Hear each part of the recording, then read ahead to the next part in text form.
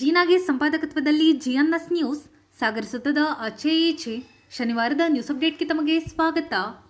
ಮುಖ್ಯ ಅಂಶಗಳು: ಶಾಸಕರ ಅನುದಾನದಲ್ಲಿ ಕಾರ್ಗಲ್ ಠಾಣೆಗೆ ನೂತನ ವಾಹನ, ಪೊಲೀಸ್ ಇಲಾಖೆಗೆ ಅಗತ್ಯ ಸೌಲಭ್ಯದ ಭರವಸೆ ನೀಡಿದ ಗೋಪಾಲಕೃಷ್ಣ ಬೇಳೂರು, ಇಲಾಖೆಗೆ ಸ್ಪಂದಿಸುತ್ತಿರುವ ಶಾಸಕರಿಗೆ ಎಸ್ಪಿ ಮಿಥುನ್ ಕುಮಾರ್ ಕೃತಜ್ಞತೆ, ರಾಜು ಮಡಿವಾಳ ಅಧ್ಯಕ್ಷತೆಯಲ್ಲಿ ತಾಲೂಕು ಪೇಂಟರ್ ಕ್ಷೇಮಾಭಿವೃದ್ಧಿ ಟ್ರಸ್ಟ್ ಅಸ್ತಿತ್ವಕ್ಕೆ, ಗಂಜಿ ಕುಡಿದರೂ ಚಿಂತೆಗಿಲ್ಲ, ಮಕ್ಕಳಿಗೆ ಉತ್ತಮ ಶಿಕ್ಷಣ ನೀಡಿ ಎಂದು ಬೇಳೂರು ಕಿವಿ ಮಾತು, ಮನೆ ಸುಂದರವಾಗಿ ಕಾಣಲು ಪೇಂಟರ್ಸ್ ಕಾರ್ಯ ಗಮನಾರ್ಹ ಎಂದ ಕೆ ಸಿದ್ದಪ್ಪ, ಆರ್ಬಿಡಿ ಇನ್ನಿತರ ದಾನಿಗಳ ಸಹಕಾರದಿಂದ ಆಶ್ರಮ ಶಾಲಾ ಕೊಠಡಿಗಳಿಗೆ 16 ಸಿಸಿ ಕ್ಯಾಮೆರಾ ಅಳವಡಿಕೆ, ಸೆಪ್ಟೆಂಬರ್ 30ರಂದು ಡಿಎಸ್ಎಸ್ ಪಾಂಡುರಂಗಸ್ವಾಮಿ ಬಣ ಅಸ್ತಿತ್ವಕ್ಕೆ, ನೂತನ ಘಟಕದ ಕಾರ್ಯಚಟುವಟಿಕೆ ಕುರಿತು ಬರ್ಮಪ್ಪ ರೇವಪ್ಪ ಹೊಸಕೊಪ್ಪ ಮಾಹಿತಿ. ಈಗ ಸುದ್ದಿಯ ವಿವರ. ಘಟನೆ ನಡೆದಾಗ ಪೊಲೀಸರು ತಕ್ಷಣ ಸ್ಥಳಕ್ಕೆ ತಲುಪಬೇಕು. ಈ ಹಿನ್ನೆಲೆಯಲ್ಲಿ ಅಗತ್ಯ ವಾಹನ ವ್ಯವಸ್ಥೆಯನ್ನು ಮಾಡಲಾಗುತ್ತದೆ ಎಂದು ಶಾಸಕ ಗೋಪಾಲಕೃಷ್ಣ ಬೇಳೂರು ತಿಳಿಸಿದರು. ಸಾಗರದ ಡಿವೈಎಸ್ಪಿ ಕಚೇರಿಯಲ್ಲಿ ಶುಕ್ರವಾರ ಕಾರ್ಗಲ್ ಠಾಣೆಗೆ ಶಾಸಕರ ಅನುದಾನದಿಂದ ನೀಡಲಾದ ವಾಹನವನ್ನು ಹಸ್ತಾಂತರಿಸಿ ಅವರು ಮಾತನಾಡುತ್ತಿದ್ದರು. ಅದರಲ್ಲೂ ನಮ್ಮ ಹುಬ್ಬಳ್ಳಿ ಬ್ಯಾಕ್ವರ್ಡ್ ಆ ಕಡೆ ಪ್ರದೇಶಕ್ಕೆ ಸುತ್ತಳತೆ 170 ಕಿಲೋಮೀಟರ್ ವ್ಯಾಪ್ತಿ ಬರೋದ್ರಿಂದ ಯಾವ್ದಾದ್ರು ಘಟನೆ ಆದ್ರೆ ಆ ಜೀಪುಗಳು ಗಟ್ಟಿ ಇರ್ಬೇಕು. ಅದಕ್ಕೆ ನಾನು ಮಾನ್ಯ ಮಂತ್ರಿಗಳಿಗೆ ಹೇಳಿದ್ದೀನಿ, ಪಾಪ ಅವ್ರು ಕೊಡೋದು ಲೇಟ್ ಮಾಡ್ತಾ ಇದ್ದಾರೆ. ಅದಕ್ಕೆ ಈ ಸರಿ ಅಲ್ಲಿ ಇಲ್ಲಿ ಕೊಡ್ಲಿಕ್ಕೆ ಹೇಳ್ತೇನೆ, ನಿಮ್ಮ ರೂರಲ್ ಸ್ಟೇಷನ್ಗೆ ಕೊಡ್ಲಿಕ್ಕೆ ಅವಕಾಶ ಇದೆ. ಅವರೆಲ್ಲೂ ಕೆಲವು ಟೈಮ್ ಲೇಟ್ ಆಗುತ್ತೆ, ಅದರಿಂದ ಆ ಗಾಡಿ ಈಗಾಗಲೇ ನಿಲ್ಲೋ ಪರಿಸ್ಥಿತಿ ಬಂದ್ಬಿಟ್ಟಿದೆ. ಹೋಗ್ಬೇಕಾದ್ರೆ ಬಹಳ ನಿಧಾನ ಹೋಗುವಂತ ಪರಿಸ್ಥಿತಿ ಇದೆ. ಅದಕ್ಕೋಸ್ಕರ ನಾನು ಹೋದ್ಸರಿ ರಿಪೇರ್ ಜೀಪ್ ಇರ್ಲೇ ಇಲ್ಲ, ಅದು ಏನ್ ಚಕ್ರಾಲ ಹಿಂಗಿಂಗ್ ಆಗ್ತಾ ಇದ್ರು, ಅದು ಬೇಡಪ್ಪ ಅಂತ ಹೇಳಿ ಅದೊಂದು ಚೇಂಜ್ ಮಾಡಿ ಹೊಸ ಸ್ಟೇಷನ್ಗೆ ನಮ್ಮ ಆನಂದಪುರಕ್ಕೆ ಒಂದು ಜೀಪ್ ಕೊಡ್ಸಿ, ಇಲ್ಲಿಗೆ ಒಂದು ಜೀಪ್ ಕೊಡ್ಸಿ. ಅಂದ್ರೆ ನಮ್ಮ ಉದ್ದೇಶ ಏನಂತ ಹೇಳಿದ್ರೆ ಸಾಮಾನ್ಯ ಜನರಿಗೆ ಅಲ್ಲಿ ಪೊಲೀಸ್ ಇಲಾಖೆ ತಲುಪಬೇಕು.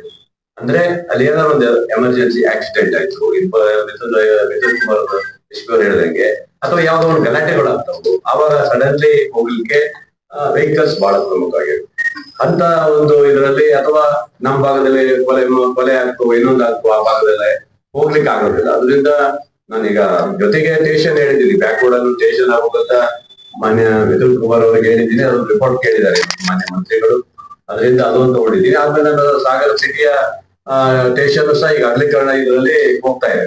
ಅದು ಸ್ಟೇಷನ್ ಈಗ ಮತ್ತೆ ಬದಲಾವಣೆ ಮಾಡಿ ಜಾಗನೂ ಸಹ ನೋಡಿದ್ವಿ. ಈಗ ಈ ತರ ಆಗ್ಬೇಕು. ಒಟ್ಟಿನಲ್ಲಿ ನಮ್ಮ ತಾಲೂಕು ಹೊಸನಗರ ಸಾಗರದಲ್ಲಿ ಯಾವುದೇ ಸಮಸ್ಯೆ ಇಲ್ಲದ ರೀತಿಯಲ್ಲಿ ಈಗ ನೋಡಿ ಆನಂದಪುರ ಕ್ವಾರ್ಟರ್ಸ್ ಆಗ್ತಾ ಇದೆ, ಅಲ್ಲಿ ಸ್ಟೇಷನ್ ನೂತನ ಸ್ಟೇಷನ್ ಆಯ್ತು. ಈಗ ಕಾರ್ಗಲ್ ಅಲ್ಲಿ ಕ್ವಾರ್ಟರ್ಸ್ ಹೋಗ್ತದೆ, ಹೊಸ ಸ್ಟೇಷನ್ ಈಗಾಗಲೇ ಶುರುವಾಗಿದೆ, ಶಂಕುಸ್ಥಾಪನೆ ಎಲ್ಲ ಮಾಡಿದೀವಿ. ಇವೆಲ್ಲ ಯಾಕಂದ್ರೆ ಸ್ಥಳೀಯವಾಗಿ ಎಲ್ರಿಗೂ ಇರ್ಲಿಕ್ಕೆ ಅವಕಾಶ ಸಿಗ್ಬೇಕನ್ನೋ ಉದ್ದೇಶ. ಹಾಗಾಗಿ ಒಟ್ಟಿನಲ್ಲಿ ರಾಜ್ಯ ಸರ್ಕಾರ ಇವತ್ತು ನಾವು MLA ಇರ್ಬೋದು ಅಥವಾ ರಾಜ್ಯ ಸರ್ಕಾರ ಕೊಡೋದೇ ಕಾಯ್ತಾ ಕೊಡೋಕ್ಕಾಗಲ್ಲ. ಸಡನ್ಲಿ ನಮ್ಗೆ ಬೇಕಾದಾಗ ಈ ತರ ಎಮರ್ಜೆನ್ಸಿಗೆ ನಾವು ಕೊಡ್ಲಿಕ್ಕೆ ಅವಕಾಶ ಇದ್ದು ನಾನು ಕೊಟ್ಟಿದ್ದೀನಿ.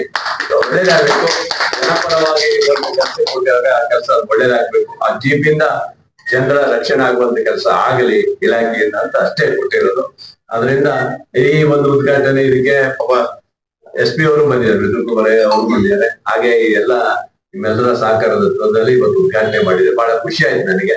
ನಮ್ಮ ಹೊಳೆಬಸಭೆಯಲ್ಲಿ ಜಪ ಇಲ್ಲೇ ಇದ್ದಾರೆ, ಅವರಿಗೆ ಪಾಪ ಜೀಪು ಅಂದಿದ್ರು. ಪಾಪ ಈಗ ಜೀಪ್ ಕೊಟ್ಟಿದ್ದೀವಿ, ನಿಮ್ಮ ಕರ್ತವ್ಯ ಇನ್ಮೇಲೆ ಇನ್ನೂ ಫಾಸ್ಟ್ ಆಗಿ ಆಗಲಿ, ಒಟ್ಟು ಕ್ಷೇತ್ರ ಜನರಿಗೆ ರಕ್ಷಣೆ ಸಿಗುವಂತ ಆಗಲಿ ಅಂತ ಹಾರೈಸಿ ನನ್ನ ಮಾತು. ಜಿಲ್ಲಾ ರಕ್ಷಣಾಧಿಕಾರಿ ಮಿಥುನ್ ಕುಮಾರ್ ಮಾತನಾಡಿ, ಮಾತಾಡ್ತಾ ಹೇಳ್ತಾ ಇದ್ವಿ, ಯಾವಾಗ್ಲೂ ಎಮರ್ಜೆನ್ಸಿ ಸಿಚುವೇಶನ್ ಅಲ್ಲಿ ಕೆಲಸ ಮಾಡ್ತಾ ಇರ್ತೀವಿ. ಯಾವ್ದೋ ಮನೇಲಿ ಫಂಕ್ಷನ್ ಇದೆ ಅಂತಂದ್ರೆ ಪೊಲೀಸ್ ಅವ್ರನ್ನ ಕರೆಯಲ್ಲ. ಏನೋ ಅಲ್ಲಿ ಯಾವ್ದೋ ಕೊಲೆ ಆಗಿದೆ, ದರೋಡೆ ಆಗಿದೆ, ಕರ್ತನ ಆಗಿದೆ, ಅಥವಾ ಏನೋ ಕಿತ್ತಾಡ್ಕೊಳ್ತಾ ಇರ್ತದೆ, ಗಂಡ ಹೆಂಡತಿ ಜಗಳ ಸಿಗ್ತಾರೆ.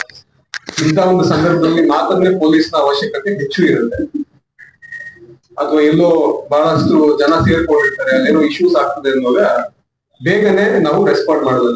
ನಾವು ಬೇಗ ರೆಸ್ಪಾಂಡ್ ಮಾಡ್ದೇನೆ 5 ನಿಮಿಷದಲ್ಲಿ ಹೋಗೋದ್ರಲ್ಲಿ ಒಂದು 8 ರಿಂದ 10 ನಿಮಿಷ ಆದ್ರೂ ಕೂಡ ಆ 2-3 ನಿಮಿಷದಲ್ಲೇನೆ ಸಮಸ್ಯೆ ಇನ್ನೂ ಸಾಕಷ್ಟು ಉಲ್ಬಣ ಆಗ್ತದೆ, ಇನ್ನು ಹೆಚ್ಚಾಗ್ತದೆ. ಮತ್ತೆ ಅಲ್ಲಿ ಇನ್ನೊಂದು ರೀತಿ ಸಮಸ್ಯೆಗಳು ಆಗ್ತಕ್ಕಂತ ಚಾನ್ಸ್ ಇರುತ್ತೆ. ಅದೆಲ್ಲವೂ ಸೊಲ್ಯೂಷನ್ ಅಂತಂದ್ರೆ ನಾವು ಬೇಗ ಹೋಗ್ಬೇಕು ಅಂತಂದ್ರೆ ನಮ್ಗೆ ಫಸ್ಟ್ ಮೊಬಿಲಿಟಿ ಇರ್ಬೇಕು. ಮೊಬಿಲಿಟಿ ಹೆಂಗಾಗ್ತದೆ, ಮುಂಚೆ ಸೈಕಲ್ ಮತ್ತೆ 2 ವೀಲರ್ ನಲ್ಲಿ ಹೋಗ್ಬೋದು, ಈಗ ಎಲ್ಲರಿಗೂ ಕೂಡ ಜೀಪ್ ಬೇಕು. ಎಸ್ಪೆಷಲಿ ಕಾರ್ಗಲ್ ಭಾಗದಲ್ಲಿ ಅಥವಾ ಸಾಗರ ವಿಭಾಗದ ಭಾಗದಲ್ಲಿ ತಮಗೆ ಗೊತ್ತಿದೆ, ಮಲೆನಾಡು ಭಾಗ ಆಗಿರೋದ್ರಿಂದ ಸ್ವಲ್ಪ ರೋಡ್ಸ್ ಎತ್ತರ ತಗ್ಗು ಇದ್ದೇ ಇರ್ತದೆ. ಅದಕ್ಕೋಸ್ಕರ ಒಂದು ಸುಸಜ್ಜಿತವಾದ ವಾಹನ ನಮ್ಗೆ ಬೇಕು ಅಂತ ನಾವು ಕೇಳ್ಕೊಂಡಾಗ ಸಾಹೇಬ್ರು ಪಾಪ ದೊಡ್ಡ ಮನ್ಸು ಮಾಡಿ ನಮ್ಮ ಇಲಾಖೆಗೆ 3ನೇ ಗಾಡಿ ಕೊಟ್ಟಿದ್ದಾರೆ. ಇನ್ನೊಂದು ಗಾಡಿನೂ ಕೊಡ್ತೀವಿ ಅಂತ ಅವರು ವೈಯಕ್ತಿಕವಾಗಿ ಮತ್ತೆ ನಮ್ಮ ಇಲಾಖೆ ವತಿಯಿಂದನೂ ಕೂಡ ನಾನು ತುಂಬಾ ಹೃದಯದ ಧನ್ಯವಾದಗಳನ್ನ ಅವ್ರಿಗೆ ಅರ್ಪಣೆ ಮಾಡಿ. ಪೊಲೀಸ್ ಇಲಾಖೆ ಅಂತಂದ್ರೆ ಜಾಸ್ತಿ ಜನ ಅಷ್ಟು ನಮ್ ಕಡೆಗೆ ತಿರುಗಿ ನೋಡಲ್ಲ. ಬಟ್ ನಾನು ಬಂದಾಗಿಂದ ಸಾಕಷ್ಟು ಗಮನ ಹರಿಸ್ತಾ ಇದ್ದೀನಿ. ಏನೇ ಇದ್ರು ಇಲ್ಲ ಸರ್ ಇದ್ ಮಾಡೋಣ ಸರ್ ಅಂತ ಹೇಳಿ ಈಗ ಇನ್ನೊಂದ್ 2-3 ಪ್ರಸ್ತಾವನೆ ಇಟ್ಟಿದ್ದಾರೆ ನನಗೂ ಕೂಡ. ವ್ಯಾಕೋಡ್ನಲ್ಲೂ ಒಂದು ಸ್ಟೇಷನ್ ಆಗ್ಬೇಕು ಸರ್, ಒಂದು ಪ್ರಪೋಸಲ್ ಕಳಿಸ್ಕೊಡಿ ಅಂತಂದು ಅದನ್ನ ನಾವು ರೆಡಿ ಮಾಡಿದೀವಿ, ಕಳಿಸ್ಕೊಟ್ಟಿದೀವಿ. ಅದ್ರ ಜೊತೆಗೆ ನಮ್ಮ ಆನಂದಪುರ ಸ್ಟೇಷನ್ ಕೂಡ ಸಾಹೇಬ್ರೆ ಬಂದು ಉದ್ಘಾಟನೆ ಮಾಡಿದ್ರು. ಇನ್ನೊಂದು ಕಾರ್ಗಲ್ನಲ್ಲಿ ಸ್ಟೇಷನ್ ಮತ್ತೆ ಕ್ವಾರ್ಟರ್ಸ್ ಕೂಡ ರೆಡಿ ಆಗ್ತಾ ಇದೆ. ಅದನ್ನು ಕೂಡ ಇಷ್ಟಲ್ಲೇ ಶೀಘ್ರದಲ್ಲೇ ಇನ್ನೊಂದು ಕೆಲವೇ ತಿಂಗಳಲ್ಲಿ ಅದನ್ನು ಕೂಡ ಉದ್ಘಾಟನೆ ಮಾಡಿದ್ದಾರೆ ಅಂತಂದು ನನಗೆ ಭರವಸೆ ಕೂಡ ಇದೆ. ಇದೇ ರೀತಿ ನಮ್ಮ ಸರ್ಕಾರ ನಮ್ಮ ಇಲಾಖೆ ಮೇಲೆ ಇರ್ಲಿ. ನಮ್ಮ ಇಲಾಖೆ ಬಹಳ ಕಟ್ಟುನಿಟ್ಟಾಗಿ ಆಮೇಲೆ ಬಹಳ ನಿಷ್ಠಾವಂತವಾಗಿ ಕೆಲಸ ಮಾಡ್ಲಿಕ್ಕೆ ತಮ್ಮಂತವರ ಸರ್ಕಾರ ಬೇಕು ಅಂತ ಕೇಳ್ತಾ ನನ್ನ ಮಾತನ್ನು ಮುಗಿಸ್ತೀನಿ. ಧನ್ಯವಾದ. ಡಿವೈಎಸ್ಪಿ ಗೋಪಾಲಕೃಷ್ಣ ಟಿ ನಾಯ್ಕ್, ನಗರ ಠಾಣೆ ವೃತ್ತ ನಿರೀಕ್ಷಕ ಸೀತಾರಾಮ್, ಗ್ರಾಮಾಂತರ ಠಾಣೆ ಸರ್ಕಲ್ ಇನ್ಸ್ಪೆಕ್ಟರ್ ಮಹಾಬಲೇಶ್ವರ್ ನಾಯ್ಕ್, ಹೊಳೆಬಸಪ್ಪ, ಸಂತೋಷ್ ಶೆಟ್ಟಿ, ಪೌರಾಯುಕ್ತ ನಾಗಪ್ಪ ಇನ್ನಿತರರು ಹಾಜರಿದ್ದರು. ಒಂದು ಹೊತ್ತಿನ ಊಟ ಬಿಡಿ, ಮಕ್ಕಳಿಗೆ ಉತ್ತಮ ಶಿಕ್ಷಣ ನೀಡಿ. ದಿನದ ಒಂದು ಹೊತ್ತು ಗಂಜಿ ಕುಡಿದರೂ ಚಿಂತೆ ಇಲ್ಲ. ನಿಮ್ಮ ಭವಿಷ್ಯ ನಿಮ್ಮ ಮಕ್ಕಳು. ಅವರಿಗೆ ಉತ್ತಮ ಶಿಕ್ಷಣ ನೀಡಿ ಅವರನ್ನು ಮುಖ್ಯವಾಹಿನಿಯಲ್ಲಿ ಗುರುತಿಸಿಕೊಳ್ಳುವಂತೆ ನೋಡಿಕೊಳ್ಳಬೇಕು ಎಂದು ಶಾಸಕ ಗೋಪಾಲಕೃಷ್ಣ ಬೇಳೂರು ಕಿವಿಮಾತು ಹೇಳಿದರು. ಸಾಗರದ ನಗರಸಭಾ ರಂಗಮಂದಿರದಲ್ಲಿ ಶುಕ್ರವಾರ ತಾಲೂಕು ಪೇಂಟ್ ಗುತ್ತಿಗೆದಾರರು ಹಾಗೂ ಕೆಲಸಗಾರರ ಕ್ಷೇಮಾಭಿವೃದ್ಧಿ ಟ್ರಸ್ಟ್ ಉದ್ಘಾಟಿಸಿ ಕಾರ್ಮಿಕರಿಗೆ ವಿಮಾ ಪಾಲಿಸಿ ವಿತರಣೆ ಮಾಡಿ ಅವರು ಮಾತನಾಡುತ್ತಿದ್ದರು. ನಿಮ್ಮ ಕುಟುಂಬದ ಮಕ್ಕಳು ನೋಡಿ, ನಿಮ್ಮ ಹೆಂಡತಿ ನೋಡಿ, ನಿಮ್ಮ ಮಕ್ಕಳ ಭವಿಷ್ಯ ನೋಡ್ಬೇಕು. ಆ ಭವಿಷ್ಯ ನಿಮ್ಮಲ್ಲಿದೆ ಇವತ್ತು. ಹಾಗಾಗಿ ನಿಮ್ಮ ಮಕ್ಕಳನ್ನ ಫಸ್ಟ್ ನಿಮ್ಮ ಮಕ್ಕಳಿಗೆ ವಿದ್ಯಾಭ್ಯಾಸ ಕೊಡಬೇಕು. ಒಂದು ಹೊತ್ತಿಗೆ ಊಟ ಇಲ್ಲ ಪರವಾಗಿಲ್ಲ, ಬೇಕಾದ್ರೆ ಗಂಜಿ ಕುಡಿಯೋಣ. ನಮ್ಮ ಮಕ್ಕಳು ವಿದ್ಯಾಭ್ಯಾಸರಾಗಬೇಕಂತ ಪಣ ಕೊಡ್ಬೇಕು. ನೀವು ಪಣ ಕೊಡ್ಬೇಕು. ಊಟ ಇಲ್ಲ ಮಧ್ಯ ಪರವಾಗಿಲ್ಲ, ಗಂಜಿ ಕುಡಿತೀವಿ. ಆದರೆ ನನ್ನ ಮಕ್ಕಳ ವಿದ್ಯಾಭ್ಯಾಸ ವಂಚಿತ ಮಾಡಲ್ಲ, ನಮ್ಮ ಮಕ್ಕಳು ಓದಿಸ್ತೀನಿ ಅಂತ ಹೇಳ್ಬೇಕು. ಇವತ್ತಿನ ಅವಕಾಶ ಇದೆ. ಇವತ್ತು ಕೂಲಿ ಮಾಡೋ ಮಗ ಡಾಕ್ಟರ್ ಆಗ್ಬೋದು, ಇವತ್ತು ಪೇಂಟ್ ಮಾಡೋ ಮಗ ಇಂಜಿನಿಯರ್ ಆಗ್ಬೋದು. ಎಲ್ಲ ಹುದ್ದೆಗಳನ್ನು ತಗೊಳ್ಕೊಳ್ಳುವಂತ ಅವಕಾಶ ಇವತ್ತಿದೆ. ಯಾರ್ಯಾರು ಮೆರಿಟರ್ ಬರ್ತಾರೆ ಇವತ್ತೆಲ್ಲ ಹುದ್ದೆಗಳನ್ನು ತಗೊಳ್ಳುವಂತ ಅವಕಾಶ ನಿಮಗೆ ಸಿಕ್ಕಿದೆ. ಬಂಧುಗಳೇ, ಇವತ್ತು ಯೋಚನೆ ಮಾಡಿ. ಇದು ಯಾಕೆ ಹೇಳ್ತೀನಿ ಅಂದ್ರೆ ಇವತ್ತು ಅಂಥ ಅವಕಾಶಗಳು ಸಿಗಲ್ಲ. ಇವತ್ತು ಎಷ್ಟೋ ಮಕ್ಕಳು ನೋಡಿದ್ದೀನಿ, ಬಡವ ಕುಟುಂಬದಲ್ಲಿರುವಂತ ಒಬ್ಬ ಗುಡಿಸಲಿರುವಂತ ಸಾಮಾನ್ಯ IAS ಆಫೀಸರ್ ಆದ ಅಂದ್ರೆ ಅವನ ಟ್ಯಾಲೆಂಟ್ ಅದ್ರ ಮೇಲೆ ಇರುತ್ತೆ. ಅದರಿಂದ ನೀವು ಕೈ ಮುಗಿದ ಮಕ್ಕಳನ್ನ ಚೆನ್ನಾಗಿ ಓದಿಸಿ, ಅದೇ ನಿಮ್ಮ ಆಸ್ತಿ. ಆ ಮಕ್ಕಳು ಎಲ್ಲರೂ ಬದುಕ್ತಾರೆ, ಈ ದೇಶದ ಯಾವ ಮೂಲೆಯಿಂದಲೂ ಬದುಕ್ತಾರೆ, ಅವರ ಜೀವನವನ್ನು ಸಾಗಿಸ್ತಾರೆ. ಆದ್ರೆ ನೀವು ಹೆಂಡತಿ ಮಕ್ಕಳು ಮರಿಬೇಡಿ. ಏನ್ ಮಾಡ್ತೀರಿ ನೀವು? ಇಷ್ಟೆಲ್ಲ ದುಡಿತೀರಿ, ದಿನಕ್ಕೆ 800 ರೂಪಾಯಿ ದುಡಿತೀರಿ, ಒಂದು ಇನ್ಶೂರೆನ್ಸ್ ಮಾಡ್ಕೊಳ್ಳಲ್ಲ ನೀವು. ಯಾರು ಬಿದ್ದು ಸತ್ತು ಹೋದ್ರೆ ಅವನ ಮಕ್ಕಳಿಗೆ, ಅವನ ಮಕ್ಕಳು ಹೆಂಡತಿ ಮಕ್ಕಳಿಗೆ ಯಾರ ಗತಿ? ಅದು ಯಾರು ಚಿಂತೆ ಮಾಡಿದ್ದಾರೆ ನೀವು? ಯಾರು ಮಾಡೋದಿಲ್ಲ. ಇವತ್ತು ನೋಡಿ, ಈ ಕೊನೆ ಕೊಯ್ತಾರಲ್ಲ, ಕೊನೆ ಕೊಯ್ಯೋರು, ಅವ್ರಿಗೆ ಭಾರಿ ಡಿಮ್ಯಾಂಡ್ ಕಂಡ್ರೆ ಕೊನೆ ಈಗ ಶುರುವಾದ್ರಿಂದ ಕೊನೆ ಟೈಮ್ ಅವನಿಗೆ ಹುಡುಗ ನೋಡ್ಬೇಕು. ಇವರು ಅವನಿಗೆ ಒಂದು ದಿನಕ್ಕೆ 2,000-3,000 ಬರುತ್ತೆ ಅಷ್ಟು. ಅದೇ ಕ್ಯಾಶೇ, ಏನು ಸಾಲಾಗಿದೆ ಇಲ್ಲ. ತಾಲೂಕು ಅಸಂಘಟಿತ ಕಾರ್ಮಿಕರ ಘಟಕದ ಅಧ್ಯಕ್ಷ ಕೆ ಸಿದ್ದಪ್ಪ ಮಾತನಾಡಿ, ಎಲ್ಲ ಕೆಲಸ ಕಾರ್ಪೊರೇಟರ್ ಮಾಡ್ತಾರೆ, ಪ್ಲಂಬಿಂಗ್ ಮಾಡ್ತಾರೆ, ಬಾವಿ ತೆಗೆ ಪ್ರತಿಯೊಂದು ಮಾಡಿದ ನಂತರದಲ್ಲಿ ಕೊನೆಯ ಹಂತದಲ್ಲಿ ನಮ್ಮ ಬಣ್ಣ ಹೊಡೆಯಲು ಬರ್ತಾರೆ, ಅಂದರೆ ಪೇಂಟ್. ಈ ಎಲ್ಲ ನಾವೇನು ಎಲ್ಲ ಕೆಲಸಗಳು ಮಾಡಿರ್ತೇವೆ, ಎಲ್ಲ ಕೆಲಸಗಳು ಸಂಪೂರ್ಣವಾಗಿ ಮುಚ್ಚೋಗ್ಬಿಡುತ್ತೆ. ಆದರೆ ಪೇಂಟ್ ಇದು ಮಾತ್ರ ಕೊನೆಯ ಹಂತದಲ್ಲಿ ಎದ್ದು ಕಾಣ್ತಾ ಇರ್ತದೆ. ಈ ಬಣ್ಣ ಈ ಬಿಲ್ಡಿಂಗ್ ಎಷ್ಟೆಲ್ಲ ಕಾಣ್ತಾ ಇದೆ ಅಂತಂದರೆ ಏನು ಕಟ್ಟಡ ಕಟ್ಟಿದ್ದಾರೆ ಅವರ ಹೆಸರಲ್ಲಿ ಬರೋದಿಲ್ಲ. ಅದನ್ನು ಏನು ಕೊನೆಯ ಹಂತದಲ್ಲಿ ವಿನ್ಯಾಸವನ್ನು ಗುಣಿಸಿ ಅದು ಉತ್ತಮವಾದಂಥ ಬಣ್ಣಗಳನ್ನು ಶೃಂಗಾರಗೊಳಿಸಲ್ಲ, ಅದು ಬಣ್ಣದವರ ಒಂದು ಅವರ ಶ್ರಮೆ ಆಗಿದೆ, ಅದು ಒಂದು ಕಲೆ ಆಗಿದೆ. ಆ ದೃಷ್ಟಿಯಿಂದ ಈ ಸಂಘ ಭಾಳ ದಿವಸ ಹಿಂದೆ ಆಗಬೇಕಾಯ್ತು. ರಾಜ್ಯವರು ಮಾತಾಡ್ತಾ ಇದ್ದೆ, ನಾವು ಪೇಂಟ್ ಸಂಘವನ್ನು ಮಾಡಬೇಕು ಅಂತೇಳಿ ಮಾತಾಡ್ತಾ ಇದ್ದರು. ಅದು ವಿಳಂಬ ಆಗಿದೆ, ಆದರೂ ಸಹ ಹೋದ ವರ್ಷ ಅದನ್ನು ಸ್ಥಾಪನೆ ಮಾಡಿದ್ದಾರೆ. ಜೊತೆಗೆ ಈ ಕಟ್ಟಡ ಕಾರ್ಮಿಕರ ಸಂಘವನ್ನು ಹಿಂದೆ ನಮ್ಮ ಬೇಳೂರು ಗೋಪಾಲಕೃಷ್ಣವರು ಶಾಸಕರಾಗಿದ್ದರು. ಆಗ ಇಕ್ಬಾಲ್ ಅನ್ಸಾರಿ ಅವರು ಕಾರ್ಮಿಕ ಸಚಿವರು. ಆ ಸಂದರ್ಭದಲ್ಲಿ ಇಕ್ಬಾಲ್ ಅನ್ಸಾರಿ ಅವ್ರನ್ನ ಈ ಸಂಘವನ್ನು ಕಟ್ಟಡ ಕಾರ್ಮಿಕ ಸಂಘವನ್ನು ಉದ್ಘಾಟನೆ ಮಾಡೋದಕ್ಕೆ ನಾವು ಆಹ್ವಾನಿಸಿದ್ವಿ. ಅವಾಗ ಅವರು ಇಕ್ಬಾಲ್ ಅನ್ಸಾರಿ ಅವರು JDS ಪಕ್ಷದಲ್ಲಿ ಅವರು ಮಿನಿಸ್ಟರ್ ಆಗಿದ್ದರು. ಶಿವಕುಮಾರ್ ಅವರು ಇವರು ಮುಖ್ಯಮಂತ್ರಿ ಆಗಿದ್ದರು. ಅನಂತರದಲ್ಲಿ ಅವ್ರಿಗೆ ಯಾರೋ ನಮ್ಮ ಇಲ್ಲಿಂದ ಯಾರೋ ಗಾಡಿ ಪೇಷಂಟ್ ಕೊಡ್ತಾರೆ, ಯಾರೋ ಕಾರ್ಮಿಕರು ಅಷ್ಟಾಗಿ ಜನ ಇಲ್ಲ ಸರ್, ಸ್ವಲ್ಪ ಜನ ಇದ್ದಾರೆ, ನೀವೇ ಸರ್ ಬರ್ತೀನಿ ಅಂತ ಹೇಳಿದಾಗ ಅವರು ಬರಲಿಲ್ಲ. ಸಂಘದ ಅಧ್ಯಕ್ಷ ರಾಜು ಬಿ ಮಡಿವಾಳ ಕಾರ್ಯಕ್ರಮದ ಅಧ್ಯಕ್ಷತೆ ವಹಿಸಿದ್ದರು. ನಗರಸಭಾ ಮಾಜಿ ಅಧ್ಯಕ್ಷ ಎಸ್.ವಿ. ಕೃಷ್ಣಮೂರ್ತಿ, ಕಾರ್ಮಿಕ ನಿರೀಕ್ಷಕಿ ಶಿಲ್ಪಾ, ರಾಬರ್ಟ್ ಗೋಮ್ಸ್, ಗೌತಮ್ ಕೆಎಸ್, ಶ್ರೀನಿವಾಸ್ ಮೇಸ್ತ್ರಿ ಇನ್ನಿತರರು ಹಾಜರಿದ್ದರು. ವಿ. ಶಂಕರ್ ಪ್ರಾರ್ಥಿಸಿದರು. ಜೆ.ಕೆ. ಶ್ರೀನಿವಾಸ್ ಸ್ವಾಗತಿಸಿದರು. ಮಂಜು ಭಟ್ಟ ವಂದಿಸಿದರು. ಹರೀಶ್ ಕಾರ್ಯಕ್ರಮ ನಿರೂಪಿಸಿದರು. ಶಾಲೆಗಳ ಅಭಿವೃದ್ಧಿಗೆ ಪೋಷಕರ ಮತ್ತು ದಾನಿಗಳ ಸಹಕಾರ ಅಗತ್ಯ. ಸರ್ಕಾರಿ ಶಾಲೆಗಳ ಶ್ರೇಯೋಭಿವೃದ್ಧಿಗೆ ಎಲ್ಲರೂ ಕೈಜೋಡಿಸಬೇಕು ಎಂದು ಕ್ಷೇತ್ರ ಶಿಕ್ಷಣಾಧಿಕಾರಿ ಪರಶುರಾಮಪ್ಪ ತಿಳಿಸಿದರು. ಸಾಗರದ ಎಸ್ಎನ್ ನಗರ ಆಶ್ರಮ ಬಡಾವಣೆ ಸರ್ಕಾರಿ ಹಿರಿಯ ಪ್ರಾಥಮಿಕ ಶಾಲೆಯಲ್ಲಿ ಶನಿವಾರ ದಾನಿಗಳ ನೆರವಿನಿಂದ ಎಲ್ಲ ತರಗತಿಗಳಿಗೆ ಸಿಸಿ ಕ್ಯಾಮೆರಾ ಅಳವಡಿಸುವ ಕಾರ್ಯಕ್ರಮಕ್ಕೆ ಚಾಲನೆ ನೀಡಿ ಅವರು ಮಾತನಾಡುತ್ತಿದ್ದರು.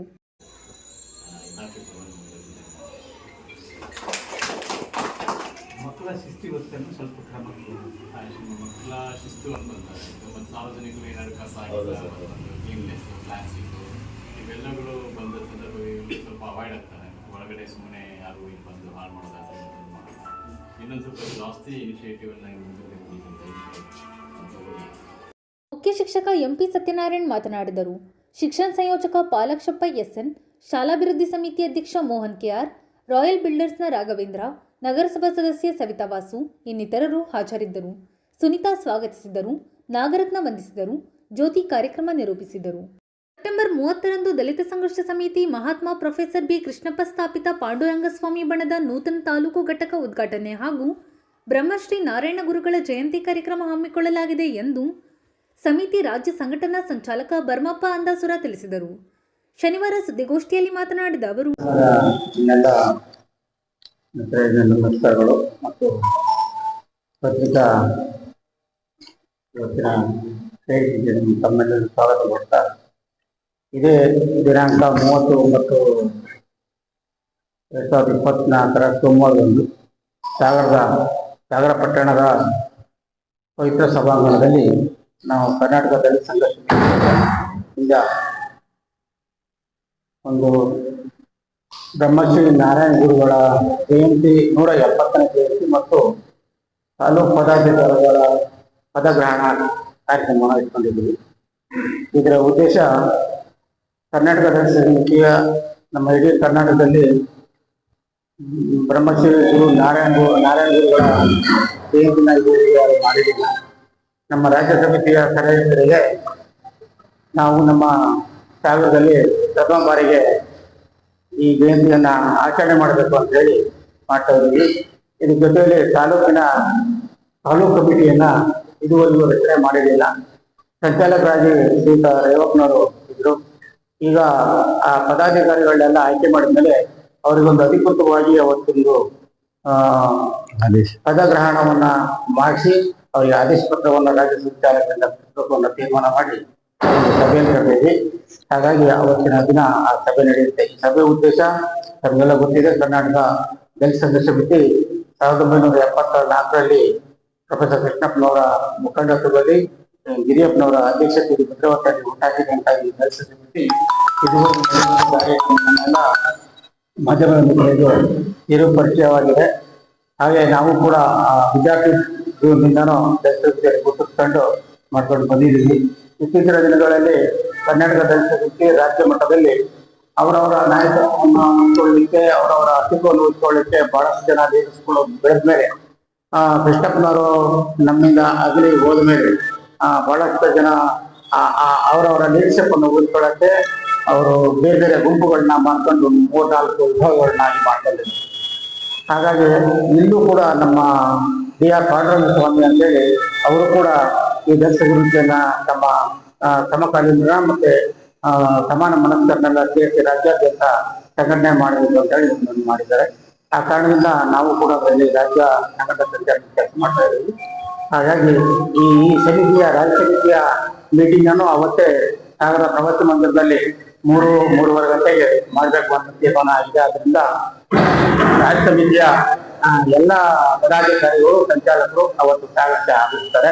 ಹಾಗಾಗಿ ನಾವು ದಲಿತ ಸಮಿತಿಯ ಈ ಹಿಂದಿನಿಂದ ಮಾಡ್ಕೊಂಡು ಬಂದಂತ ಹೋರಾಟಗಳನ್ನ ಮತ್ತೆ ಪ್ರೊಫೆಸರ್ ಕೃಷ್ಣಪ್ಪನವರು ಏನು ಬುನಾದಿಯನ್ನು ಹಾಕಿ ಚಳವಳಿಗೆ ಹೇಳ್ಕೊಟ್ಟಿದಾರೋ ಅದನ್ನ ಕೆಲವೊಂದು ಘಟನೆಗಳು ನಮ್ಗೆ ಗೊತ್ತಿದೆ. ಹಿಂದಿನಿಂದಲೂ ದಲಿತರ ಪರಿಶಿಷ್ಟ ಜಾತಿ ಜನಾಂಗದವರಿಗೆ ಭೂಮಿ ಕೊಡ್ಲಿಕ್ಕಾಗಿ ಒತ್ತಲಿಕ್ಕಾಗಿ ಸರ್ಕಾರದಿಂದ ಇತರೆ ಸವಲತ್ತುಗಳು ಕೊಡಲಿಕ್ಕೂ ಕೂಡ ಈ ಚಳುವಳಿಯನ್ನ ಹಲವಾರು ಚಳುವಳಿಯನ್ನ ಕರ್ನಾಟಕ ಮಾಡ್ಕೊಂಡು ಬಂದಿದೆ. ಅದೇ ರೀತಿಯಲ್ಲಿ ಕೃಷ್ಣಪ್ಪನವರು ಬಂದಿದ್ದಾಗ ಹಲವು ಮಹತ್ತರವಾದ ಚಳುವಳಿಯನ್ನ ಕೈಗೆತ್ತಿಕೊಂಡಿತ್ತು. ಅದು ದೇವದಾಸಿ ಪದ್ಧತಿಯ ವಿರುದ್ಧವಾಗಿ ಚಳುವಳಿಯನ್ನ ಮಾಡಿದ್ದು ಇತಿಹಾಸ. ಅಷ್ಟೇ ಅಲ್ಲ, ನಮ್ಮ ಸ್ವರ್ಗ ಕಾಲೇಜಿನ ಹಿಂದುಳಿದ ಪ್ರೆಸಿಡೆನ್ಸಿಯನ್ನ ನಿರ್ಮಿಸೋಸ್ಕರ ಕರ್ನಾಟಕ ದಲಿತ ಸಂಘದಿಂದ ಮುಂಚೂಣಿಯಲ್ಲಿದ್ದು ಹೋರಾಟವನ್ನ ಮಾಡಿದಂತ ನಮಗೆಲ್ಲ ಗೊತ್ತಿದೆ. ಅದು ಎಲ್ಲಿವರೆಗೂ ಹೋಗಿತ್ತು, ಸುಪ್ರೀಂ ಕೋರ್ಟ್ ವರೆಗೂ ಹೋಗಿ ಇದು ಕಾನೂನು ಬಾಹಿರ ಚಟುವಟಿಕೆ ದಾಖಲಾಗಬಹುದು ಅಂತ ಹೇಳಿ ಸುಪ್ರೀಂ ಕೋರ್ಟ್ ಆದೇಶ ಮಾಡಿಸೋವರೆಗೂ ಕರ್ನಾಟಕ ದಲಿತ ಸಮಿತಿ ಹೋರಾಟ ಮಾಡ್ಕೊಂಡು ಬಂದಿದೆ. ಅದೇ ರೀತಿಯಲ್ಲಿ ದಲಿತರು ಅಂದ್ರೆ ಹಿಂದುಳಿದ ವರ್ಗದವರು, ಪಕ್ಷ ಜಾತಿಯವರು, ಭ್ರಷ್ಟ ವರ್ಗದವರು ಮತ್ತು ಅಲ್ಪಸಂಖ್ಯಾತರು ಎಲ್ಲ ಸೇರಿ ಈ ದಲಿತ ಜನಾಂಗಕ್ಕೆ ಹಿಡುವಳಿನ ಭೂ ಹಕ್ಕನ್ನ ಕೊಡ್ಲಿಕ್ಕೆ ಅದನ್ನ ಬಹಳ ಮುಖ್ಯವಾಗಿ ಹೋರಾಟವನ್ನ ಮಾಡ್ಕೊಂಡು ಬಂದಿದೆ. ಸಮಾಜದಲ್ಲಿ ಏನು ಅಸಮಾನತೆ ಅನ್ನೋದಿದೆ, ಜಾತೀಯತೆ ಅನ್ನೋದಿದೆ, ಅದನ್ನೆಲ್ಲ ಹೋರಾಟದ ಉದ್ದೇಶದಿಂದ ಕರ್ನಾಟಕ ಸಮಿತಿ ಮುಂಚೂಣಿಯಲ್ಲಿದ್ದು ಅದೇ ನಮ್ಮ ಉದ್ದೇಶ ಕೂಡ ಸಾಗರ ತಾಲೂಕಿನಲ್ಲಿ ಇದುವರೆಗೂ ನಮ್ಮ ಸ್ನೇಹಿತರು ಹಿಂದಿನಿಂದ ದಲಿತರಿಗೆಲ್ಲ ಕಟ್ಟಿ ಬಹಳಷ್ಟು ಜನ ಸಂಘಟನೆಯಾಗಿದ್ದು ಹೋರಾಟವನ್ನು ಮಾಡಿದ್ದಾರೆ. ಅದೇ ರೀತಿಯಲ್ಲಿ ಅದನ್ನ ಮುಂದುವರ್ಸ್ಕೊಂಡು ಹೋಗ್ಲಿಕ್ಕೆ ಏನು ಹೋರಾಟ ಎಂಬ ರಥವನ್ನ ನಾವು ಮುಂದುವರ್ಸ್ಕೊಂಡು ಹೋಗ್ಬೇಕು. BR ಅಂಬೇಡ್ಕರ್ ಸಂವಿಧಾನ ಶಿಲ್ಪಿ ಅಂಬೇಡ್ಕರ್ ಅವರು ಹೇಳಿದ ಮಾತು ನಾನು ಈ ಹೋರಾಟ ಎಂಬ ರಥವನ್ನು ಹೇಳ್ಬೇಕಂದಿದ್ದರೆ ಇನ್ನು ಮುಂದೆ ನಿಮ್ಮಿಂದ ಸಾಧ್ಯವಾಗಿ ಹೇಳ್ಕೊಂಡು ಹೋಗಿ ಅಂತೇಳಿ ಏನು ಹೇಳಿದ್ರು. ಅದೇ ಪ್ರಕಾರ ದಲಿತರಿಗೆ ಹುಟ್ಟು ಹಾಕಿದಂತ ಅಂಬೇಡ್ಕರ್ ಅವರ ಸಿದ್ಧಾಂತದ ಆಧಾರದ ಮೇಲೆ ನಾವು ಇವತ್ತು ಈ ದಲಿತ ಸಂಘಟನೆಯ ವತಿಯಿಂದ ಈ ಜನಾಂಗದವರಿಗೆ ಸಹಾಯ ಮಾಡಲಿಕ್ಕೆ, ಅವ್ರಿಗೆ ಸವಲತ್ತನ್ನು ಕೊಡಲಿಕ್ಕೆ, ಯಾರು ಶೋಷಿತ ವರ್ಗದವರಿದ್ದಾರೆ, ಯಾರಿಗೆ ಸರ್ಕಾರಿ ಸವಲತ್ತುಗಳು ಸಿಗಲಿಲ್ಲ, ಯಾರು ಸಮಾಜದ ಅಸಮಾನತೆಯಿಂದ ಕೂಡಿ ಇವತ್ತು ನೋವನ್ನು ಅನುಭವಿಸಿದ್ದಾರೆ ಅಂತವರಿಗೆ ನ್ಯಾಯವನ್ನು ಕೊಡಲಿಕ್ಕೋಸ್ಕರ ನಮ್ಮ ಸಂಘಟನೆ ಮುಂದಿನ ದಿನಗಳಲ್ಲಿ ಕೆಲಸವನ್ನ ಮಾಡುತ್ತೆ. ಇದುವರೆಗೂ ಮಾಡ್ಕೊಂಡು ಬಂದಿದೆ, ಮುಂದೂ ಕೂಡ ಅದೇ ದಾರಿಯಲ್ಲಿ ಮುಂದುವರೆದು ಅನ್ಯಾಯ ಆದವರ ಪರವಾಗಿ ಏನು ಹೋರಾಟವನ್ನ ಮಾಡ್ತಾರೆ. ಮತ್ತೆ ಬಹಳ ಮುಖ್ಯವಾಗಿ ನಮ್ಮಲ್ಲಿ ನಗರಸಭೆ ವ್ಯಾಪ್ತಿಯಲ್ಲಿ ಬಹಳ ಸಮಸ್ಯೆಗಳಿದ್ದವು, ಇತ್ತೀಚಿನ ದಿನಗಳಲ್ಲಿ ಕೇಳ್ಬರ್ತಾ ಇದೆ. ಅಂತ ಸಮಸ್ಯೆಗಳನ್ನು ಕೂಡ ನಮ್ಮ ದಲಿತರಿಗೆ ಕೈಗೆತ್ತಿಕೊಳ್ಳುತ್ತೆ. ಗ್ರಾಮೀಣ ಪ್ರದೇಶದಲ್ಲಿ ನಮ್ಮ ಪರಿಶಿಷ್ಟ ಜಾತಿ ಜನಾಂಗದವರಿಗೆ ಇನ್ನೂ ಕೂಡ ಭೂಮಿ ಸಿಗಲಿಲ್ಲ. ಬಹಳಷ್ಟು ಜನ ಭೂಮಿಯನ್ನ ಸಾಗುವಳಿ ಮಾಡ್ಕೊಂಡು ಬಂದಿದ್ದಾರೆ. ನಮಗೆ ತಿಳಿದ ಪ್ರಕಾರ ಇಡೀ ಕರ್ನಾಟಕದಲ್ಲಿ ಕೇವಲ 9% ಜನ ಪರಿಶಿಷ್ಟ ಜಾತಿ ಜನ ಭೂ ಮಾಲೀಕರಾಗಿದ್ದಾರೆ. ಸಣ್ಣ ಇರ್ಬೋದು, ದೊಡ್ಡ ಇರ್ಬೋದು. ಆದ್ರಿಂದ ಇನ್ನೂ ಉಳಿದಂತವರಿಗೆ ಯಾರು ಸಾಗುವಳಿ ಮಾಡಿದಾರೋ ಅವರಿಗೆ ಜಮೀನನ್ನ ಕೊಡಿಸ್ಲಿಕ್ಕೆ ನಾವು ಈ ಚಳವಳಿಯನ್ನ ಹೋರಾಟವನ್ನ ಹಾಕೊಳ್ತೇವೆ ಅಂತ ಹೇಳ್ತಾ, ಈ ಸರ್ಕಾರಿ ಸವಲತ್ತುಗಳನ್ನ ಕೂಡ ನಾವು ನಮ್ಮ ಜನಾಂಗದವರಿಗೆ ಏನು ಪರಿಶಿಷ್ಟ ಜಾತಿ ಜನಾಂಗದವರಿಗೆ ಮತ್ತೆ ಹಿಂದುಳಿದವರಿಗೆ ಅವರ ಪರವಾಗಿ ನಿಂತು ಕೆಲಸವನ್ನ ಮಾಡ್ಲಿಕ್ಕೆ ದಲಿತ ಸಮಿತಿ ಬಹಳವಾಗಿದೆ. ಆ ಕೆಲಸ ಮಾಡಬೇಕನ್ನೋದ್ರಿಂದ ಅಂತ ಸದುದ್ದೇಶ ಇಟ್ಕೊಂಡು ನಾವು ಈ ಸಂಘಟನೆಯನ್ನ ಮುಂದುವರಿಸಿಕೊಂಡು ಹೋಗ್ತಾ ಇದ್ದೇವೆ. ಅದರಿಂದ ನಿಮ್ಮೆಲ್ಲರ ಸಹಕಾರ ಕೂಡ ಬೇಕು ಅನ್ನೋ ಮಾತನ್ನ ಹೇಳ್ತಾ, ಸರ್ಕಾರ ಈಗ ನಮ್ಗೆ ಗೊತ್ತಿದೆ, ಸರ್ಕಾರದಿಂದ ಏನಾದ್ರೂ ಯೋಜನೆಗಳನ್ನ ಮಾಡಿದ್ರೆ ಆ ಯೋಜನೆಗಳು ನಮ್ಮ ಜನರಿಗೆ ಬಹಳಷ್ಟು ತಲುಪೋದೇ ಇಲ್ಲ. ಅದನ್ನ ತಲುಪೋ ಕೆಲಸ ಕೂಡ ನಾವು ಮಾಡಬೇಕಾಗಿದೆ. ಹಾಗೆ ಇವತ್ತಿನ ಕರ್ನಾಟಕ ಸರ್ಕಾರ ಈ ವರ್ಷದಲ್ಲಿ ತಮಗೆ ಗೊತ್ತಿದ್ದಾಗೆ ನಾ ಹಿಂದೂ ಕೂಡ ನಿಮ್ಗೆ ಇದೇ ವೇದಿಕೆಗೋಸ್ಕರ ಹೇಳಿದ್ದೆ, ಏನು ಪಂಚ ಗ್ಯಾರಂಟಿಗಳನ್ನ ಕೊಟ್ಟು ಈ ರಿಸರ್ವೇಶನ್ ಹಣನ ಸರ್ಕಾರ ಆಯವ್ಯಯದಲ್ಲಿರುವಂತ 38,000 ಕೋಟಿಯಲ್ಲಿ ಇದುವರೆಗೆ ಕರ್ನಾಟಕ ಸರ್ಕಾರ ಸುಮಾರು 25,000 ಕೋಟಿ 25,350 ಕೋಟಿಗೆ ಹೆಚ್ಚು ಹಣವನ್ನ ಏನು ಬೇರೆ ಪಂಚ ಗ್ಯಾರಂಟಿಗಳಿಗೆ ಉಪಯೋಗಿಸಿದ್ದಾರೆ. ಅದು ತಪ್ಪು ಅಂತ ಹೇಳಿ ನಾವು ಬಹಳಷ್ಟು ಜನ ಹೇಳಿದ್ವಿ. ಇವತ್ತಿನ ಎಲ್ಲಿವರೆಗೂ ಬಂದಿದೆ ಆ ಚರ್ಚೆ ಅಂದ್ರೆ ರಾಜ್ಯ ಮಟ್ಟದ ಚರ್ಚೆ ಆಗಿ ಈಗಾಗಲೇ ಮೊನ್ನೆ ನಾವು ಕೇಳಿದ್ರಿ, ಪ್ರಧಾನಮಂತ್ರಿಗಳು ಕೂಡ ಇದು ತಪ್ಪಾಗಿದೆ ಅನ್ನೋ ಮಾತನ್ನ ತಮ್ಮ ಮಾತಿನಲ್ಲಿ ಹೇಳಿದ್ದಾರೆ. ಅದರಿಂದ ನಾವು ಅದನ್ನ ಮುಂದಿನ ದಿನಗಳಲ್ಲಿ ಕೈಗೆತ್ತಿಕೊಳ್ತೇವೆ, ಅದರ ವಿರುದ್ಧವಾಗಿ ಹೋರಾಟ ಮಾಡ್ತೇವೆ. ಮುಂದಿನ ದಿನಗಳಲ್ಲಿ ನಮ್ಮ ಮೀಸಲಾತಿ ಹಣವನ್ನ ಈ ಜನಾಂಗದ ಅಭಿವೃದ್ಧಿಯಾಗಿದೆ ನೀವು ಬಳಸಬೇಕು ಅಂತೇಳಿ ಸರ್ಕಾರಕ್ಕೆ ಮಂದಟ್ ಮಾಡುವ ಕೆಲಸವನ್ನ ನಾವು ಮುಂದಿನ ದಿನಗಳಲ್ಲಿ ಮಾಡ್ತೀವಿ ಅನ್ನೋ ಮಾತನ್ನ ಈ ಸಂದರ್ಭ ಹೇಳಲಿಕ್ಕೆ. ಸಮಿತಿಯ ತಾಲೂಕು ಸಂಚಾಲಕ ರೇವಪ್ಪ ಕೆ ಹೊಸಕೊಪ್ಪ ಮಾತನಾಡಿ, ಇದುವರೆಗೂ ನಾವು ಪರಿಶಿಷ್ಟ ಜಾತಿ ಪರಿಶಿಷ್ಟ ವರ್ಗದವ್ರು ಮಾತ್ರ ಈ ಸಂಘಟನೆಯಲ್ಲಿ ಬಹುಪಾಲನ್ನ ಅನುಭವಿಸ್ತಾ ಇದ್ದೀವಿ. ಆದ್ರೆ ಈಗೇನು ನಾವು ಕೃಷ್ಣಪ್ಪನ ಹೆಸರಿಗೆ ರಿಜಿಸ್ಟ್ರೇಷನ್ ಮಾಡಿರ್ತಕ್ಕಂಥ ಸಂಘಟನೆ ಏನಾದ್ರು ಈ ರಾಜ್ಯದಲ್ಲಿದ್ರೆ ಇದು ಮೊಟ್ಟ ಮೊದಲನೇದು ನಮ್ದು ಕರ್ನಾಟಕ ದಲಿತ ಸಂಘರ್ಷ ಸಮಿತಿ ಪಾಂಡುರಂಗ ಸ್ವಾಮಿ ಅವರ ನಾಯಕತ್ವದಲ್ಲಿ ಪ್ರೊಫೆಸರ್ ಕೃಷ್ಣಪ್ಪ ಅವರ ಹೆಸರಿನಲ್ಲೇ ನಾವು ಈ ಸಂಘಟನೆ ರಿಜಿಸ್ಟ್ರೇಷನ್ ಮಾಡಿದ್ವಿ. ಇದು ನಮಗೆ ಇಡೀ ರಾಜ್ಯದಲ್ಲಿ ಹೆಮ್ಮೆ ತರ್ತಕ್ಕಂಥ ವಿಚಾರ. ಕೆಲವು ಸಂಘಟನೆಗಳು ಏನ್ ಮಾಡ್ತಾರೆ, ಕೃಷ್ಣಪ್ಪ ಸ್ಥಾಪಿತ ಅಂತೇಳಿ ಹೆಸರು ಇಟ್ಕೊಂಡಿದ್ದಾವೆ ಅಷ್ಟೇ ಬಿಟ್ರೆ ಅವ್ರ ಹೆಸರು ಯಾವುದೇ ಸಂಘಟನೆ ರಿಜಿಸ್ಟ್ರೇಷನ್ ಮಾಡಿಲ್ಲ. ನಾವು ಸ್ವತಃ ಕೃಷ್ಣಪ್ಪನ ಕಟ್ಟಿದ್ದ ಸಂಘಟನೆ ಹೆಸರಲ್ಲೇ ರಿಜಿಸ್ಟ್ರೇಷನ್ ಮಾಡಿದ್ವಿ ಚಿತ್ರದುರ್ಗದಲ್ಲಿ. ಅದ್ರ ಜೊತೆಗೆ ಈಗೇನು ಲಿಂಗನಮಕ್ಕಿಯಿಂದ ಬೆಂಗಳೂರಿಗೆ ಕುಡಿಯೋ ನೀರನ್ನ ಒಯ್ತಾ ಇದ್ದಾರೆ, ರಾಜ್ಯ ಒಯ್ಬೇಕು ತೀರ್ಮಾನ ಮಾಡಿದ್ದಾರೆ. ಅದ್ರ ವಿರುದ್ಧವಾಗಿ ಕುಡಿಯೋ ನೀರನ್ನು ಯಾವುದೇ ಕಾರಣಕ್ಕೂ ಬೆಂಗಳೂರಿಗೆ ಒಯ್ಬಾರ್ದು ಅಂತೇಳಿ ಆನಂದಪುರದಿಂದ ಸಾಗರದ AC ಕಚೇರಿವರೆಗೂ ನಮ್ಮ ಕರ್ನಾಟಕ ದಲಿತ ಸಂಘರ್ಷ ಸಮಿತಿ ವತಿಯಿಂದ ಪಾದಯಾತ್ರೆ ಮಾಡ್ಬೇಕು ಅಂತೇಳಿ ಮೊಟ್ಟ ಮೊದಲೇ ನಮ್ದು ಹೋರಾಟ ಪಾದಯಾತ್ರೆ ಮಾಡ್ಬೇಕು ಅಂತೇಳಿ ಹಮ್ಮಿಕೊಂಡಿದೀವಿ. ಹಾಗೇನೆ ಯಾರ್ಯಾರು ದಲಿತರು, ಹಿಂದುಳಿದರು, ಅಲ್ಪಸಂಖ್ಯಾತರಿಗೆ ಯಾವುದೇ ಜಾತಿ ಬಡವರಿರೋದು, ಬ್ರಾಹ್ಮಣ ಇರ್ಬೋದು, ಲಿಂಗಾಯತ ಇರೋದು, ಮಡಿವಾಳ ಇರೋದು, ಆಚಾರ್ಯ ಇರ್ಬೋದು, ಯಾವುದೇ ಜಾತಿಯ ಬಡವರಿಗೆ ಭೂಮಿ ಸಿಕ್ಕಿಲ್ಲ ಅವ್ರ ಪರವಾಗಿ ದನಿ ಎತ್ತಕ್ಕಂಥ ಸಂಘಟನೆ ಆಗ್ಬೇಕು ಅನ್ನುತ್ತಾ ನಾವಿವತ್ತು ಎಲ್ಲಾ ಜಾತಿ ಧರ್ಮದವ್ರನ್ನ ಒಟ್ಟುಗೂಡಿಸಿ ಸಂಘಟನೆಯನ್ನು ಕಟ್ತಾ ಇದೀವಿ. ಇವತ್ತು ಎಲ್ಲೋ ಮೊನ್ನೆ ಸ್ವರ್ಗದಲ್ಲಿ ನಿಮ್ಮ ಮಾಧ್ಯಮದ ಮೂಲಕ ನೋಡಿದೆ, ಒಬ್ಬ ಬ್ರಾಹ್ಮಣ ಸಮುದಾಯದವರಿಗೆ ಇದುವರೆಗೂ ಒಂದು ನ್ಯಾಯ ಕಲ್ಪಿಸ್ಲಿಕ್ಕೆ ಆಗಿಲ್ಲ. ರಾಜ್ಯ ಸರ್ಕಾರ ಇರ್ಬೋದು, ಯಾವುದೇ ಸಂಘ ಸಂಸ್ಥೆ ಇರೋದು. ಆ ಮನುಷ್ಯ ಯಾರೋ ಮಾಧ್ಯಮದವ್ರು ಹೋಗಿದ್ದಾರೆ ನೋಡ್ತಾ ಇದ್ದೀನಿ, ಒಂದು ಮುರುಕಲು ಮನೆಯಲ್ಲಿ ಪಾಪ ಅನ್ನಕ್ಕೆ ಉಪ್ಪು ಹಾಕೊಂಡು ಖಾರದ ಪುಡಿ ಹಾಕೊಂಡು ಊಟ ಮಾಡ್ತಾ ಇರ್ತಕ್ಕಂಥ ದೃಶ್ಯ ಇನ್ನೂ ನಮ್ಮ ಶಿವಮೊಗ್ಗ ಜಿಲ್ಲೆ ಕಣ್ಮುಂದಿದ್ದಾವೆ. ನಾವೇನ್ ಮೇಲ್ಜಾತಿಯವರು ಬಡವರಿಲ್ಲ, ಅವರಿಗೆಲ್ಲ ನ್ಯಾಯ ಸಿಕ್ಬಿಟ್ಟಿದೆ, ಉತ್ತಮ ಜಾತಿಯವರು ಅನ್ಕೊಂಡಿದೀವಿ, ಅದು ತಪ್ಪು.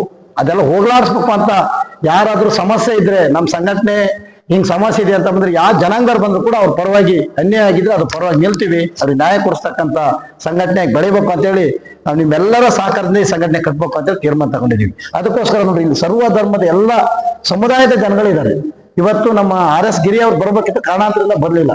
ನಾವು ಈ ಸಂಘಟನೆ ಕಟ್ಟಿರೋ ಉದ್ದೇಶನೇ ಸರ್ವ ಧರ್ಮದ, ಸರ್ವ ಜನಾಂಗದ ಶಾಂತಿ ತೋಟ ಅಂತ ಏನ್ ತಾವೆಲ್ಲ ಕರಿತೀರಿ, ಅದೇ ರೀತಿ ಸಂಘಟನೆ ಬೆಳಿಬೇಕು. ಬರೀ ಪರಿಷ್ಠ ಜಾತಿ ಪರಿಷ್ಠ ವರ್ಗದವರಿಗೆ ಸೀಮಿತವಾಗಿರ್ತಕ್ಕಂಥ ಸಂಘಟನೆ ಅಲ್ಲ ಇದು. ಇದನ್ನ ಸ್ಪಷ್ಟಪಡಿಸ್ತೀನಿ ಸರ್. ಮತ್ತೆ ಯಾರು ಮಾತಾಡ್ತೀರಾ? ಗೋಷ್ಠಿಯಲ್ಲಿ ಗಣಪತಿ ವಡ್ನಾಳ, ಆನಂದ್ ಮೇಸ್ತ್ರಿ, ಕಲ್ಲಪ್ಪ ಮೆಣಸಿನಾಳ್, ಡಿ ಗಣಪತಪ್ಪ, ಅಣ್ಣಪ್ಪ ಪೂಜಾರಿ, ಸೋಮಶೇಖರ್ ಅರಮನೆಕೇರಿ, ಹನೀಫ್, ಪರಶುರಾಮ್, ಉಮಾ, ಹಿರಿಯಮ್ಮ ಇನ್ನಿತರರು ಹಾಜರಿದ್ದರು. ಇದು ಶನಿವಾರದ ಸಮಗ್ರ ಸುದ್ದಿ. ನಿರಂತರ ಸುದ್ದಿಗಾಗಿ ನೋಡ್ತಾ ಇರಿ GNS ನ್ಯೂಸ್. ನಮಸ್ಕಾರ.